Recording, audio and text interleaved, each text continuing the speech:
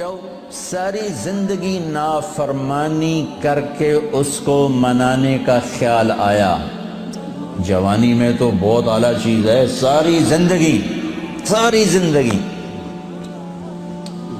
وہ کیا کرتا ہے؟ من تقرب الی تلقیتہ من بعد، کوئی تمہارا خصوصی دوست مہمان آئے تو تم باہر نکل کے ویلکم کرتے ہو۔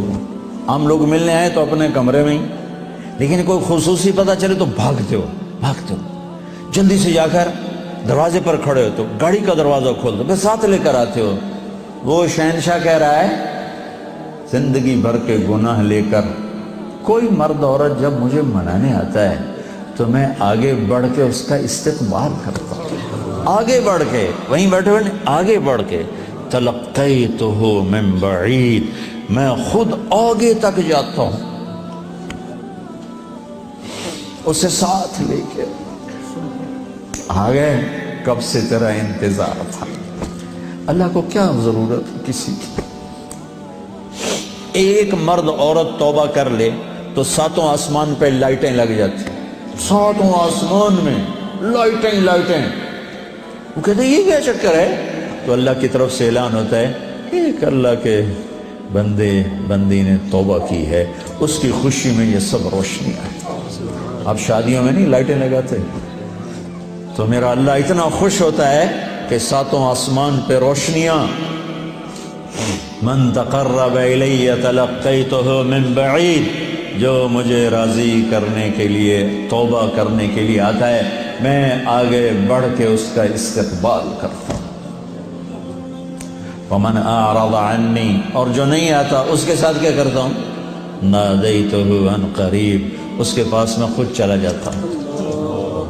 آجا مجھے منا لے، آجا مجھے منا لے۔ اسے کہا اولک رب غیری، کوئی میرے جیسا اور رب ہے؟ کوئی میرے جیسا اور رب ہے؟ یہ ساری باتوں کے بعد اب اس آیت پہ غور کرو، جو میرا اللہ گلہ کر رہا ہے، ما قدر اللہ حق قدرہ، میرے بندو تم نے میری قدر نہیں کی۔ بھائی بہنوں، اپنے اللہ سے صلح کرو۔ یا ایہا الانسان ما غرک بربک الکریم الذی خلقک فسواک فعدلک فی ای صورت ما شاء رکبک۔ او انسان، کیا ان الفاظ میں کیا پیار ہے، کیا شہد ٹپکتا ہوا ہے۔ چھتے سے شہد ٹپکتا ہے، اللہ کی قسم، یا ایہا الانسان، صرف اس ایک بول میں ساری دنیا کا شہد بھروں، اس سے بھی اس میں مٹھاس زیادہ ہے۔ اور پھر یہاں یا ابن آدم یا ایہا الانسان، خطاب ایمان والوں سے نہیں ہے، تقوی والوں سے نہیں ہے، اے انسان، انسان، انسان۔ اللہ کہہ رہا تو یہ تو بتا کہ تم مجھے چھوڑ کے کہاں جا رہا ہے؟ تجھے میرے بارے میں کس نے دھوکہ دے دیا؟ اولاد ماں باپ سے بدگمان ہو جائے تو ماں باپ پہ کیا گزر۔ میں نے ایک منظر دیکھا ہے، میں موت تک نہیں بھول سکتا۔ ایک بیٹا باپ سے کہہ رہا تھا تو آج تک میرے واسطے کی بنایا ہے؟ بیٹا باپ سے کہہ رہا تھا، میں دیکھ رہا تھا باپ بیٹے کے ایکسپریشن، بیٹے کے چہرے پر غضب، غصہ۔ تو آج تک میرے واسطے کی کیتا ہے؟ تو آج تک میرے واسطے کی بنایا ہے؟ ہوئے ہوئے ہوئے ہوئے ہوئے، میں اب رو رہا ہوں، 40 سال پرانی بات، کہ جو اس باپ کے چہرے پر جو ایک غم تھا، ایک رنج تھا کہ میرے ہتھاں دا بال اج مینوں آندا تو میرے واسطے کی بنایا ہے؟ جو اس باپ کے چہرے پر ایک کرب تھا، وہ صرف اتنا کہہ رہا تھا اچھا میرا پتر، کوئی بات نہیں کر رہا تھا، میں اتنی کہہ رہا تھا اچھا میرا پتر، اچھا میرا پتر۔ پتر ہماری زبان میں بیٹے کو کہتے، اچھا میرے بیٹے، اچھا میرے بیٹے۔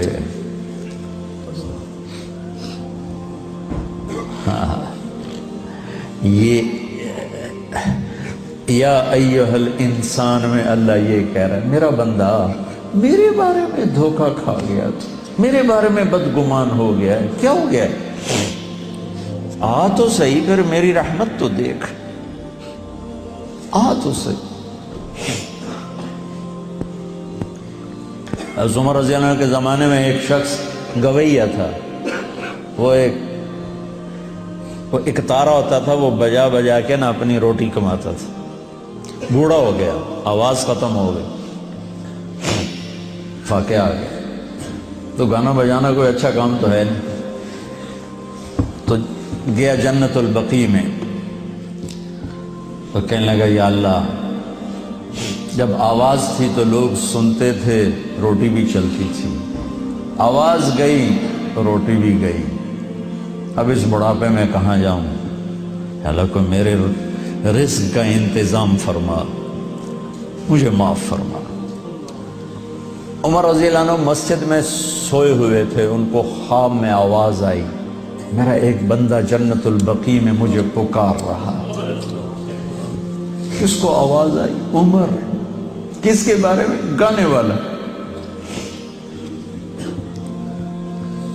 عمر رضی اللہ عنہ ننگے پاؤں دوڑے، ننگے سر، پتہ نہیں کون ابدال بیٹھا ہے وہاں پکارنے والا، جو دوڑے ہوئے اندر آئے تو قدموں کی آہٹ، تو وہ گویے کی نظر پڑی، عمر آ رہے اور دو ننگے سر ننگے پاؤں، نے کہا ابھی آج میری خیر نہیں۔ وہ اٹھ کے دوڑنے لگا، تو اس نے کہا ٹھہرو ٹھہرو ٹھہرو ٹھہرو، میں خود نہیں آیا ہوں، مجھے بھیجا گیا ہے۔ کہ کس نے بھیجا ہے؟ کہ جس سے پکار رہے ہو اسی نے۔ وہ بوڑھا بیٹھ گیا، کہنے لگا واہ میرے رب، ساری زندگی تیری نافرمانی کی، آج تجھے پکارا تو اپنے پیٹ کی خاطر پکارا، اور تو نے اتنا بڑا میرا اعزاز، اتنی بڑی مجھے عزت دی، اے اللہ مجھے معاف کر۔ اس کی چیخ نکلی اور مر گئی۔ عمر رضی اللہ تعالیٰ نے خود اس کا جنازہ پڑھا ہے۔